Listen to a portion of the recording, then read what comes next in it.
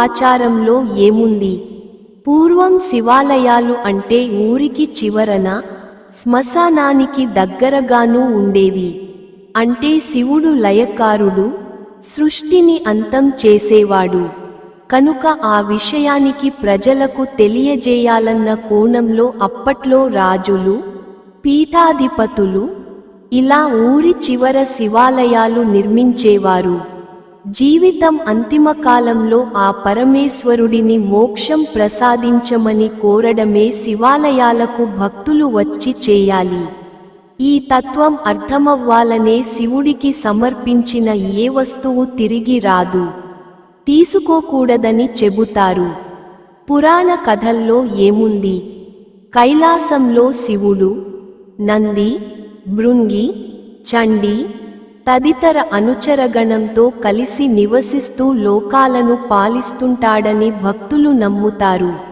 శివ పురాణంలోని ఓ కథలో శివుడి నందీశ్వరుడి సేవలకు మెచ్చి వరం కోరుకోమని అడుగుతాడట.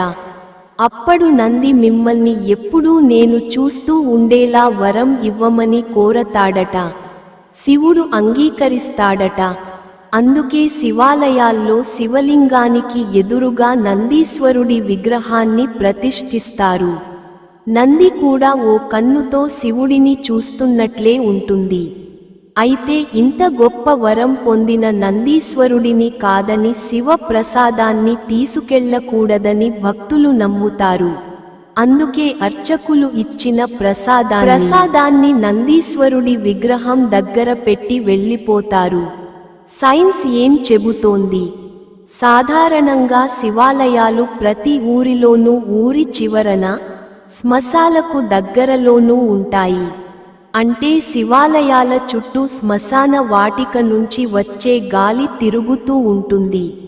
ఆ గాలిలో బ్యాక్టీరియా, వైరస్లు ఎక్కువగా ఉంటాయట. అందువల్ల శివాలయాల్లో ఇచ్చిన ప్రసాదం ఇంటికి తీసుకెళ్లేలోపు దారిలో సూక్ష్మ క్రిములు ఆ ప్రసాదంపై చేరతాయంటారు.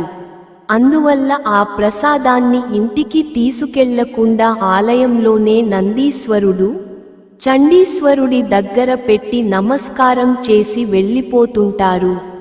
ఏది మంచిది?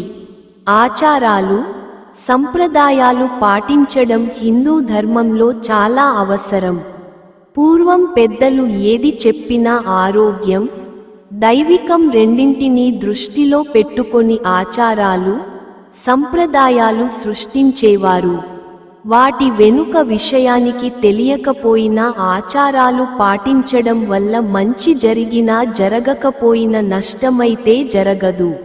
అందువల్ల మీ ప్రాంతాల్లో ఎలాంటి ఆచారాలు పాటిస్తున్నారో తెలుసుకొని వాటిని కొనసాగించడం మంచిది. వీడియో నచ్చినట్లయితే ఒక లైక్ కొట్టి సబ్స్క్రైబ్ చేసుకోండి.